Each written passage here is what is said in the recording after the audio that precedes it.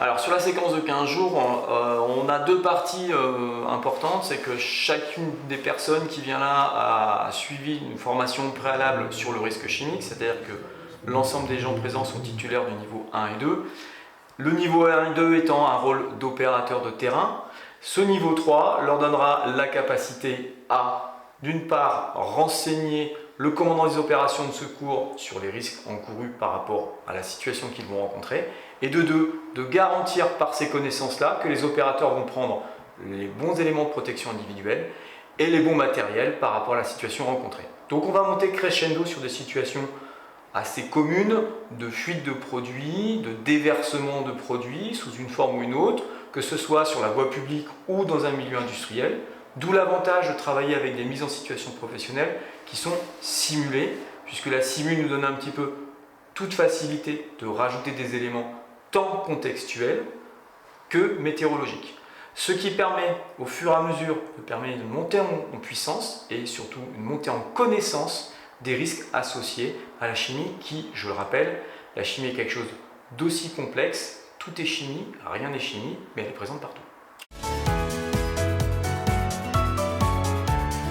Alors, ce n'est pas du quotidien pour la simple et bonne raison, et heureusement, on a beaucoup de pare-feu, que ce soit dans l'industrie ou dans le transport de matières dangereuses, que l'on connaît, il y a une réglementation en vigueur. Quand on a recours aux sapeurs-pompiers, c'est qu'on est en situation dégradée. C'est un petit peu les mots des sapeurs-pompiers, c'est qu'effectivement, quand on appelle les sapeurs-pompiers, c'est qu'on a une situation qui a débordé, qu'on ne maîtrise plus, ou alors qu'on a un camion qui s'est renversé, ou un bateau qui coule avec des produits à l'intérieur.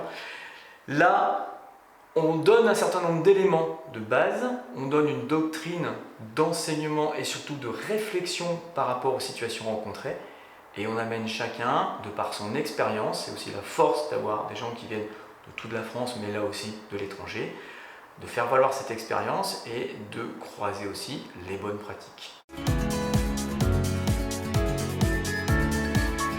On apprend à adapter d'une part les bons éléments de protection individuelle par rapport à la situation rencontrée, sans jamais la minimiser, mais sans pour autant l'exagérer.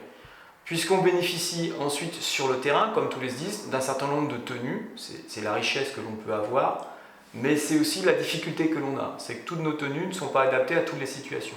Vous n'irez pas sur une fuite de produits chimiques avec une tenue de feu, puisque celle-ci est incompatible. Mais vous n'irez pas au feu avec une tenue de produits chimiques, ça paraît évident.